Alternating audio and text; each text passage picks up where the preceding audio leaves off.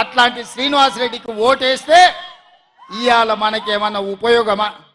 నిన్న మన కేటీఆర్ అంటున్నాడు మా కారు కొంచెం ఖరాబ్ అయింది గ్యారేజ్కి పోయిందని.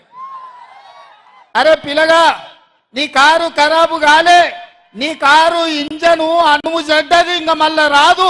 తూకానికి అమ్ముడే, తూకం పెట్టి అమ్ముడే, వర్క్ షాప్ నుంచి మళ్ళా ఇంటికి రాదు. ఇనుప సామాన్లోనికి తూకం పెట్టి అమ్ముడే. నీ కారు నీ అయ్యనడుగు కావాలంటే ఇంటికి పోయి. నీ కారే కాదు, నీ అయ్య ఆరోగ్యం కూడా అనుంచెడ్డది. ఎందుకంటే 7 తారీఖు నాడు ప్రమాణ స్వీకారం ఉంటే 6 ఏళ్ళనే నీ అయ్య బోర్ల పడ్డాడు, బొక్కలు ఇరిగిన ఇయ్యాలటికి నడవలేకపోతుంది.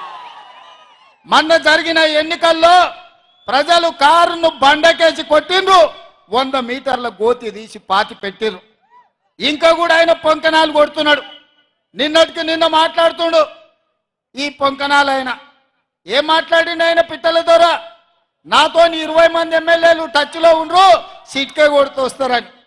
సిట్కే కాదు, మిద్దెక్కి డప్పు కొట్టు బిడ్డ, నీ దగ్గర ఉన్నోళ్ళు కూడా ఎవడన్నా ఉంటాడేమో చూద్దాం. గతంలో లాగా కాంగ్రెస్ ఎమ్మెల్యేలు గొర్రెల మంద తోడేళ్లలాకొచ్చి చేప కొట్టి కొట్టుకపోదాం అనుకుంటున్నాం బిడ్డ. ఈడ కాపలా ఉన్నది రేవంత్ రెడ్డి, నువ్వు ప్రయత్నం చేసి చూడు.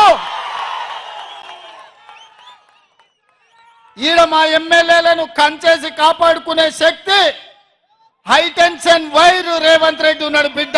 వచ్చి ముట్టుకో. కరెంటు తీగ మీద కాకి కరెంటు కొడితే ఎట్లా కర్రెగా సస్తదో, నువ్వు కాంగ్రెస్ వైపు చూస్తే నీ సంగతి గట్లనే అవుతుంది. నువ్వు మాదిక్కు కాదు, నీ దొడ్ల సాయంత్రానికి ఎన్ని వచ్చినా ఒకసారి లెక్క పెట్టుకో బిడ్డ, నీ సంగతి చెప్తా గాని. 100 రోజులు కాలే, 100 రోజుల్లో ఆడబిడ్డలకు ఆర్టీసీలో బస్సు ఉచితంగా ఇచ్చినాం.